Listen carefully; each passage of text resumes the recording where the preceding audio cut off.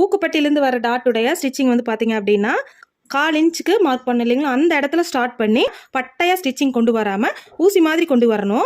அப்போ தான் இந்த இடத்த வந்து அழுத்தி பிடிக்காமல் இந்த இடத்துல நம்ம எந்த அளவுக்கு துணியை பிடிச்சு ஸ்டிச்சிங் கொண்டு வரோமோ அந்த அளவுக்கு கப்புடைய பாயிண்ட்டுடைய சேஃபை வந்து கரெக்டாக கொண்டு வரும். ஏன்னா இந்த சென்டர் டாட்டுடைய மார்க்கிங் வந்து எந்த இடத்துல நம்ம பண்ணியிருக்கோமோ அதே இடத்துல ஸ்டிச்சிங் கொண்டு வந்து மார்க் பண்ணி முடிச்ச இடத்துல தான் அப்படியே கூர்மையாக ஸ்டிச் பண்ணி முடிச்சிருக்கிறோம். அதான் இந்த ஆம் பகுதியுடைய இடத்துல வர மார்க்கிங்கும் பார்த்தீங்க அப்படின்னா பட்டையாக ஸ்டிச் பண்ணி ரொம்பவுமே மெலிசாக தான் இருக்கும் ஆம் பகுதியில் வர இடம்.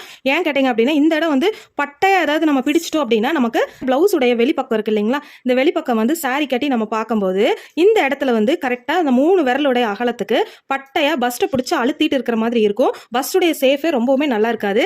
இந்த 2 டாட் கூட சாரிக்கு உள்பக்கமாக போயிடும். ஆனால் இந்த ஆம் பகுதியில் வர டாட் வந்து நீங்கள் மிஸ்டேக் பண்ணிட்டீங்க அப்படின்னா சாரிக்கு வெளியவே வந்து இந்த இடத்துல மட்டும் சுருக்கமாக அழுத்திட்டு இப்படி இருக்கிற மாதிரி ஒரு ஃப்ளாட்டான ஒரு அமைப்பு வந்து பிளவுஸுக்கு வெளியே வந்து காட்டும்.